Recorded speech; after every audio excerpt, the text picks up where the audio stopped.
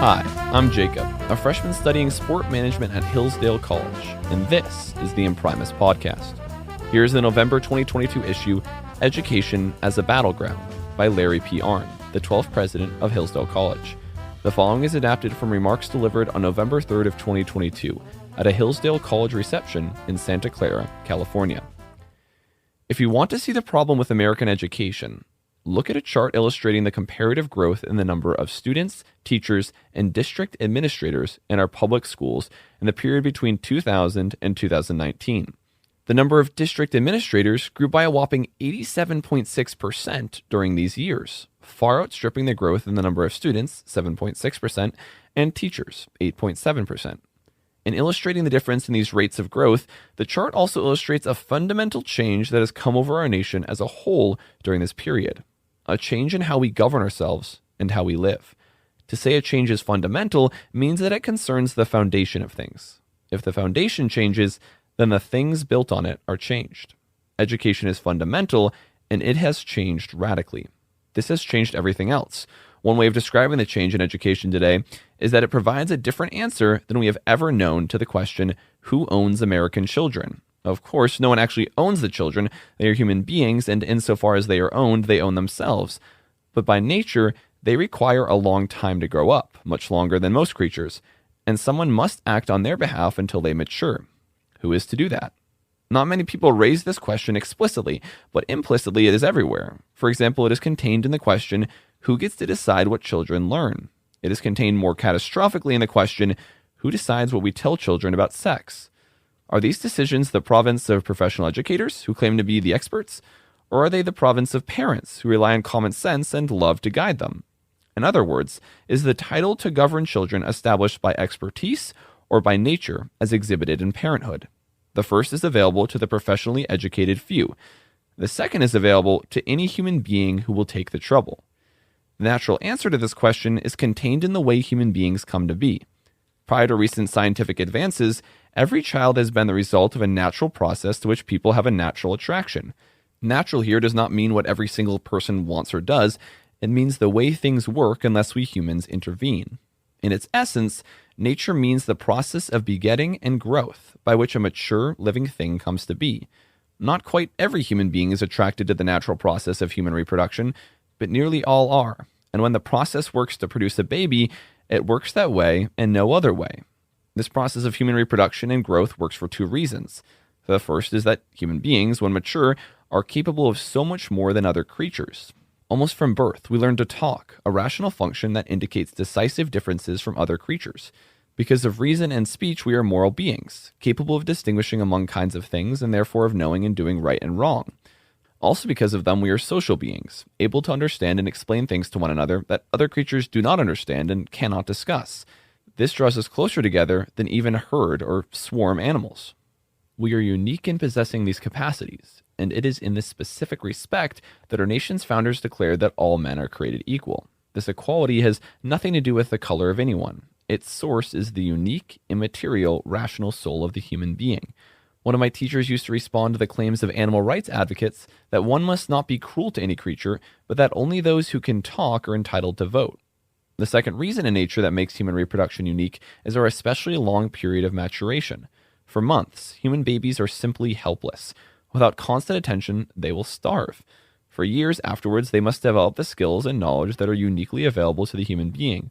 Both the skills and the knowledge are natural, meaning all human beings can obtain them, but both take time. Each child does the work of obtaining them, but each child needs help. Modern educators often mistake the work of helping them to learn for actually doing the learning for them. The second is impossible. The skills of reading, writing, and arithmetic are direct exercises of the rational faculty. They are in principle the same thing as talking, and in principle every child will learn much of them unassisted. Just watch a child grow up to the age of 2. He or she begins very early to respond to things with comprehension. Words soon follow. Children copy adults for the use of words, but they are doing all the work of learning. Little wonder that human beings take a long time to mature. They have so much to learn. Raising a child has always been difficult and expensive. With rare exceptions, it has always been true that the parents who conceive the child raise him the best. And throughout American history, it has been thought that the family is the cradle of good citizenship and therefore of free and just politics. Public education is as old as our nation, but only lately has it adopted the purpose of supplanting the family and controlling parents. The political successes of Governor Ron DeSantis in Florida, Governor Glenn Youngkin in Virginia, and many other politicians in other states have largely been won on this battleground of education. One can look in history or in literature to see the danger of where the idea of supplanting the family might lead. Study the education practices that existed in the Soviet Union and Nazi Germany, and that exist today in communist China. Or read the terrifying account in Orwell's 1984. They tell us that children, by distorting their natural desire to grow up and end their dependence, can be recruited to the purposes of despotic regimes, even to the extent of denouncing their parents to the state. We do not yet have this in America, but we do have children being turned against their country by being indoctrinated to look on its past, of which all parents, of course, are in some way a part, as a shameful time of irredeemable injustice. We also increasingly have children being encouraged to speak of their sexual proclivities at an age when they can hardly think of them. To cite just one example, Christopher Rufo has discovered on the website of the Michigan Department of Education detailed instructions for how teachers should open the question with students of their sexual orientation, or maybe I should say sexual direction, since orientation implies something constant, whereas children are now being taught that sexuality is fluid and can take them anywhere. Also on the website are detailed instructions on how to keep this activity from the parents. And as we learned last year, when parents get angry and complain of things like this, the FBI is likely to become interested. Who owns the child then? The choice is between the parents, who have taken the trouble to have and raise the child, and who, in almost all cases, will give their lives to support the child for as long as it takes and longer, or the educational bureaucracy, which is more likely than a parent to look upon the child as an asset in the social engineering project to rearrange government and society. The revolutionary force behind this social engineering project is a set of ideas installed in just about every university today. Its smiting arm is the administrative state, an element of America's ruling class.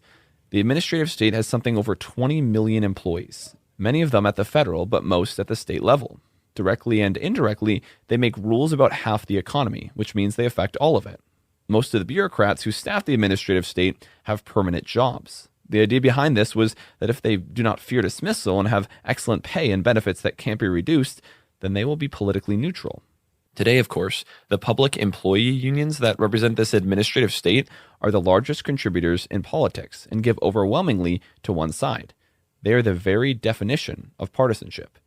The fiction is that these bureaucrats are highly trained, dispassionate, nonpartisan, and professional, and that therefore they can do a better job of almost anything than somebody outside the system can do. They proceed by rules that over time have become ever more hopelessly complex. Only they can read these rules, and for the most part, they read them as they please. Judges have up to now, for the most part, given deference to the bureaucrats' reading of their own rules. It is a rare happy fact that this judicial practice is under challenge in the courts. If it should ever become settled doctrine that the bureaucracy is constrained by the strict letter of the laws made by elected legislators and enforced by elected executives, that will exercise some restraint upon the administrative state. That explains why, after decades of defending judicial supremacy, progressives are beginning to question the authority of the courts and speak openly about packing the Supreme Court. Public education is an important component of the prevailing administrative system. The roots of the system are in Washington, D.C., and the tendrils reach into every town and hamlet that is a public school. These tendrils retain some measure of freedom, especially in red states where legislatures do not go along automatically. In some red states, the growth of administrators has been somewhat slower than average, but this growth has been rapid and large everywhere. In every state, the result has been to remove authority and money away from the schools where the students learn. In every state, the authority and money drained from the schools have flowed toward the bureaucracy. The political battle over this issue is fraught with dishonesty. Any criticism of public education is immediately styled as a criticism of teachers. But as the numbers show, the public education system works to the detriment of teachers and for the benefit of bureaucrats. The teachers' unions themselves, some of the largest of the public employee unions, claim to be defending teachers and children. That cannot be more than half true, given that they are defending an administrative system that has grown by leaps and bounds, while the number of teachers has grown very little. Worse even than this is the tendency the system sets in all of us. Bureaucracy is a set of processes, a series of prescribed steps not unlike instructions for assembling a toy. First this happens, then that happens, and then the next thing. The processes proceed according to rules. It is a profession unto itself to gain competence in navigating these rules, but nobody is really competent.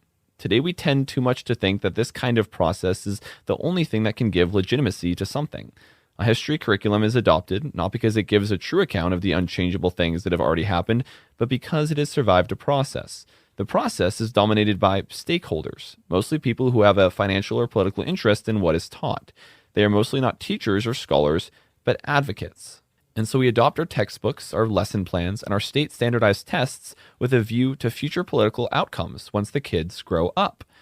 I have said and written multiple times that the political contest between parents and people who make an independent living on the one hand and the administrative state and all its mighty forces on the other is the key political contest of our time.